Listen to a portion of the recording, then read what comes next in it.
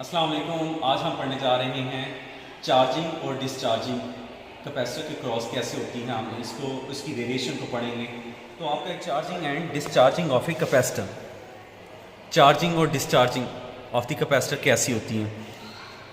इसके लिए आपको क्या चाहिए, आपको ब्रेड बोर्ड, बैटरी 12 वोल्ट की, आपको कैपेसिटर जो है वो 1000 माइक्रोफैरड कैपेसिटर लगाया आपने, रेजिस्टेंस लगाई है वो 100 किलो ओम। अब ये इनकी वैल्यूज़ में वेरिएशन भी आ सकती हैं। जैसे रेजिस्टेंस अगर आपके पास ये अवेलेबल नहीं है, कोई और आप रेजिस्टेंस लगा कर चेक कर लेंगे। इसी तरह अगर कैपेसिटेंस आपके पास ये नहीं है तो जो अवेलेबल है वो अटैच कर लें। इसी तरह बैटरी अगर आपके पास 12 वोल्ट की नहीं है तो आप कोई और भी लगा सकते हैं। और ब्रेड बोर्ड नहीं है तो आप कोई जो पहली सर्किट बना हुआ है वो भी आप यूज़ कर सकते हैं। इसके अलावा आपके पास स्टॉक वॉच चाहिए, कनेक्टिंग वायर्स चाहिए, 2 वे की चाहिए। अगर तो आपका ये ब्रेड बोर्ड के ऊपर आपने सर्किट नहीं बनाना तो आपके पास ये 2 वे कीज़ और कनेक्टिंग वायर्स की भी आपको ज़रूरत नहीं है, क्योंकि ऑलरेडी आपका सर्किट बना होगा। अब ये आपकी सर्किट डायग्राम कैसी होगी वो देखें। ये आपका एक वोल्ट मीटर शो कर रहा है, इसके आगे ये आपका कैपेसिटर शो कर रहा है, ये आपका रेजिस्टेंस। इसमें सर्किट डायग्राम को समझें। वोल्ट मीटर और कैपेसिटर आपस में पैरेलल अटैच हैं और ये दोनों आगे रेजिस्टेंस के साथ सीरीज़ में अटैच हैं और उसके आगे आपका ये स्विच लगा हुआ है जो टर्मिनल ए या बी के साथ अटैच होता है और उसके क्रॉस है ये आपकी बैटरी। अब यही सर्किट आपका सर्किट बोर्ड के ऊपर आप देखें तो ये है charging and discharging of a capacitor का। तो जैसे आपको डायग्राम के ऊपर मैंने शो करवाया था, ये भी मैं सामने आपके रखता हूँ। तो इधर आप देखें कि ये आपका वोल्ट मीटर है और ये एक कैपेसिटर, दोनों आपस में क्या है, पैरेलल। और यही चीज़ आप इधर देख सें, ये आपका एक वोल्ट मीटर है और ये आपका एक कैपेसिटर है। वोल्ट मीटर और कैपेसिटर ये दोनों आपस में पैरेलल अटैच हैं। अब इधर देखें, हमारे पास ये 1000 माइक्रोफैरड का कैपेसिटर होना चाहिए था। अब वो हमारे पास अवेलेबल नहीं है तो हमने कौन सा लगाया, इधर आप नोट करें। इधर कैपेसिटर के ऊपर ये लिखा होता है, ये 2200 माइक्रोफैरड, ये आपको रीडिंग शो हो रही है। इधर लिखा होता है, सारी चीज़ें मेंशन होती हैं, कितने वोल्ट के ऊपर ऑपरेट करते हैं, कितने माइक्रोफैरड है। तो 2200 माइक्रोफैरड है तो एफ शो करता है फैरड, और वहाँ से पता चल जाएगा ये कैपेसिटर है आपका। और उसके बाद अगर आप देखें तो ये वोल्ट और कैपेसिटर जो पैरेलल में अटैच थी, ये आगे रेजिस्टेंस के साथ सीरीज़ में अटैच है। तो यही बात आप इधर भी देख सकते हैं। ये देखें, वोल्ट मीटर और कैपेसिटर के साथ ये जो आपका रेजिस्टर आया ये एक सीरीज़ में अटैच है और उसके आगे ये आपके टर्मिनल्स हैं, टर्मिनल ए और बी। ये आप इसको कह सकते हैं, ये ए है आपका, ये आपका बी टर्मिनल है। अगर आपने इसको नीचे की तरफ करेंगे तो वो चार्जिंग का ये स्विच है जो आपको ऊपर और नीचे हो सकता है। ये देखें, नीचे और ऐसे ऊपर। ये चार्जिंग नीचे की तरफ करेंगे तो ये चार्जिंग के लिए हो जाएगा, ऊपर करेंगे तो वो डिस्चार्जिंग के लिए हो जाएगा। और आप इसको चेंज करिए, आपका ये देखें शो कर रहा है टर्मिनल ए और टर्मिनल बी। तो आपका इधर से वो चेंजिंग आप लेकर आ सकते हैं, ये स्विच को ऊपर और नीचे करके। अगर आप इसको ऊपर की तरफ करते हैं तो वो डिस्चार्जिंग का सर्किट, क्योंकि ये बैटरी आपकी अटैच है। उसके आगे अगर आप देखें, इन टर्मिनल्स के क्रॉस आपने क्या लगाई है, एक बैटरी। तो यहाँ से आपने इन दो टर्मिनल्स की क्रॉस ऊपर से यहाँ से ये आपने बैटरी कनेक्ट की है। जब आप इसको नीचे की तरफ कर देते हैं स्विच को, यानी आपका वो चार्जिंग का सर्किट कैपेसिटर को चार्ज करना शुरू कर देता है और आपकी करंट इसमें से फ्लो करती है इस रू, यानी इधर से जाएगी, वो इधर से मूव करते हुए इधर आएगी। तो ये आपका चार्जिंग का सर्किट है। और अगर आप इसको ऊपर की तरफ करते हैं तो वो डिस्चार्जिंग, वो बैटरी से उसको डिस्कनेक्ट कर देती है और आपका डिस्चार्जिंग का सर्किट स्टार्ट हो जाता है, जो ऊपर की तरफ ही ट्रैवल करता है। जो चार्ज इस कैपेसिटर में स्टोर हो गया होगा वो ऊपर मूव करना शुरू कर देगा और बैटरी को वो डिस्कनेक्ट कर देगा। अब इसके क्रॉस आपने करना क्या है, आपने क्या चीज़ नोट करनी है। इधर आपको स्टॉक वॉच की ज़रूरत क्यों पेश आएगी, आपने एक टेबल बनाना है, इसमें नोट करना है आपने सबसे पहले टाइम, फिर उसके बाद आपने नोट करने हैं वोल्ट। तो मैं इधर मेंशन कर देता हूँ 0 सेकेंड्स के लिए, 2 सेकेंड्स के लिए, 4 सेकेंड्स के लिए, 6, 8, 10, 12, 14, इस तरह।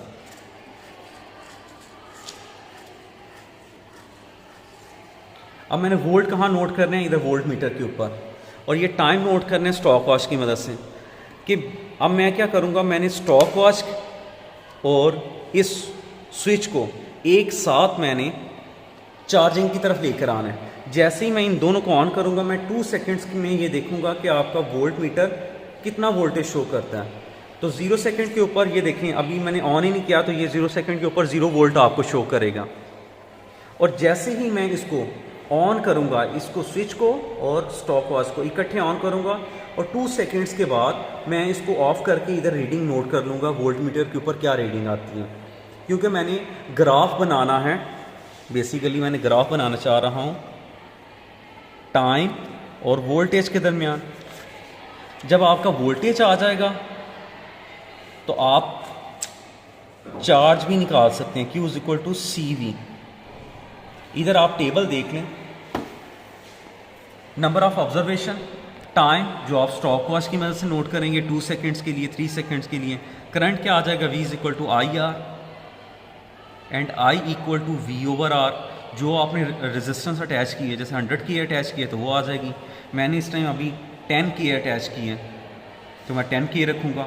तो V डिवाइडेड बाय जो जितना वोल्टेज आपने दिया होगा वो डिवाइड बाय रेजिस्टेंस, उससे करंट आ जाएगी। और जब आपके पास करंट आ जाएगी तो आपने जो रेजिस्टेंस अटैच की है और वो करंट, दोनों को मल्टीप्लाई करेंगे तो ये रेजिस्टेंस के क्रॉस वोल्टेज ड्रॉप दे देगा आपको। जब ये रेजिस्टेंस के क्रॉस वोल्टेज ड्रॉप आ जाएगा तो कैपेसिटर के क्रॉस भी आप वोल्टेज ड्रॉप निकाल सकते हैं। V0 - VR, इधर जो रीडिंग आई होगी V0 ये देख सकते हैं आप, जो आपने वोल्टेज दी है, पावर सप्लाई दी है वो रखेंगे, माइनस इधर जो आया होगा वोल्टेज ड्रॉप और क्रॉस रेजिस्टेंस, इन दोनों को माइनस करेंगे तो ये आपका कैपेसिटर के क्रॉस, इस कैपेसिटर के क्रॉस जो वोल्टेज ड्रॉप आया होगा वो आ जाएगा। और यहाँ Q = CV होता है।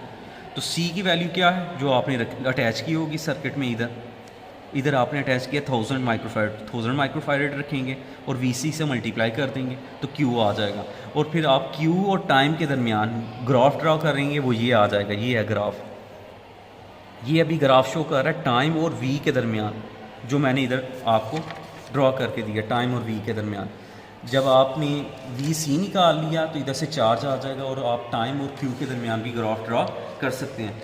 और ये आपको एक एक्सपोनेंशियल शेप नज़र आ रही है, क्योंकि चार्जिंग और डिस्चार्जिंग की इक्वेशन जो होती है वो एक्सपोनेंशियल है, जो आपको सिलेबस के दौरान भी बताई गई थी। वो ये हैं, जैसे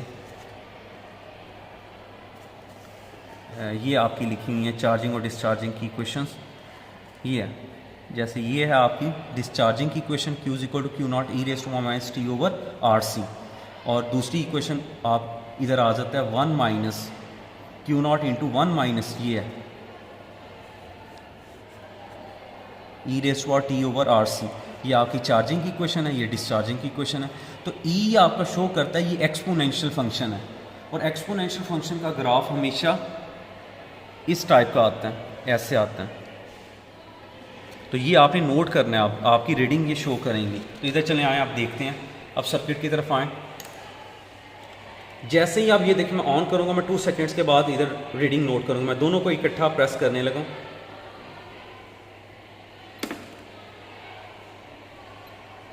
ये देखिए 2 सेकेंड्स के बाद मैंने नोट कर ली। ये अभी भी इससे आगे जाता जा रहा है, ये 9 थी।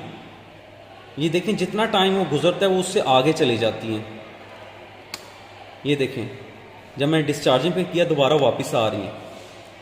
जितना वो टाइम के लिए ऑन ज़्यादा रहेगा वो रीडिंग आपकी इधर से आगे मूव कर जाएगी। जैसे ये देखें जितना टाइम ज़्यादा होता जाएगा वो ज़्यादा आगे चले जाएगी नीडल आपकी, और वो जो ज़्यादा वोल्ट शो करेगा। लेकिन मैंने 2 सेकेंड्स के बाद नोट करना है। ये देखें अभी डिस्चार्ज हो रही है क्योंकि मैंने इसको डिस्चार्ज किया है। मैं इसको रीसेट करके दोबारा 2 सेकेंड्स के लिए नोट करता हूँ। ये देखें तो ये अभी था 11 के राउंड बोर्ड, तो मैं इधर 11 लगा दूंगा, उसको फिर डिस्चार्ज करूंगा, इसको रीसेट करके अब मैं 4 सेकेंड्स के लिए नोट करूंगा।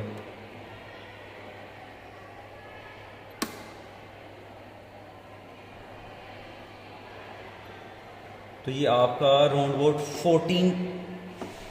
14 पे चले गए 4 सेकेंड्स में। इसी तरह आप 6 सेकेंड्स का देखेंगे,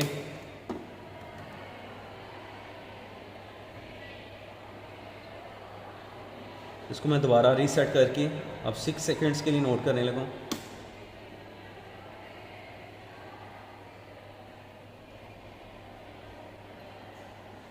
तो ये आपका 16 के राउंड अबाउट है, 16 से भी आ गया 16.5। अब आप इधर तो वेरिएशन देखें स्पीड से आ रही हैं, लेकिन जैसे जैसे अब मैं टाइम बढ़ाता जाऊंगा अब जो वेरिएशन आएंगी अब इसमें वेरिएशन बहुत कम आएंगी, क्योंकि ग्राफ आपका अब स्ट्रेट लाइन होना शुरू हो जाएगा। तो मैं इसको दोबारा रीसेट करके डिस्चार्ज करता हूँ और नोट करता हूँ आगे रीडिंग। अब मैं 8 सेकेंड्स के लिए नोट करूँगा।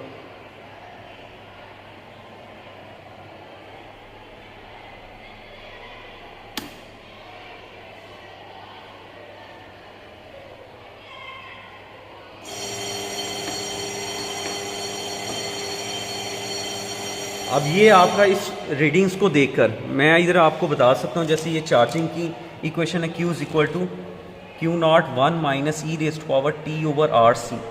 अब चार्जिंग और डिस्चार्जिंग में वेरिएशन कैसे आ सकती है कि आप जो R की वैल्यू टाइम कांस्टेंट जितना आपका ज़्यादा होगा R की वैल्यू या C की वैल्यू के अकॉर्डिंगली चार्जिंग की इक्वेशन वेरी करेगी, उसका टाइम ड्यूरेशन चेंज होगा।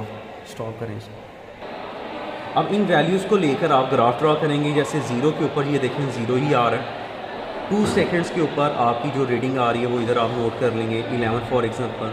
फिर इसी तरह 4 के ऊपर, ये 6 के ऊपर, 8 10, तो ये 4 के ऊपर आपकी 14 आ रही है, 6 के ऊपर 16 आ रही है।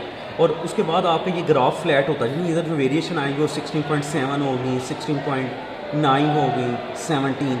तो वेरिएशन इतनी ज़्यादा नहीं आ रही, वो शो कर रही है ये ग्राफ आपका ऑलमोस्ट स्ट्रेट लाइन होता जा रहा है, यानी वो अपनी मैक्सिमम उसने चार्ज जो कैपेसिटर ने वो स्टोर कर ली हैं। और वो टाइम जिसमें आपका कैपेसिटर 63% चार्ज स्टोर कर ले अपनी मैक्सिमम वैल्यू का, उस टाइम को टाइम कांस्टेंट कहते हैं। वो टाइम जिसमें कोई भी कैपेसिटर अपनी मैक्सिमम वैल्यू का 63% चार्ज स्टोर कर ले, उसको आप कहते हैं टाइम कांस्टेंट। अब यहाँ आप ये देखें, आप C की वैल्यू और R की वैल्यू चेंज करके अपनी चार्जिंग और डिस्चार्जिंग का टाइम भी वेरी कर सकते हैं। जितना आपका R और C स्मॉल होगा वो चार्ज भी जल्दी होगा और डिस्चार्ज भी जल्दी होगा, और एंड वाइस वर्सा, और इसी तरह आपका ये चेंज भी आ सकते हैं। तो ये था आपका कि आप किस तरह अपने टाइम कांस्टेंट को वेरी करके अपनी चार्जिंग और डिस्चार्जिंग को वेरिएशन उसमें लेकर आ सकते हैं।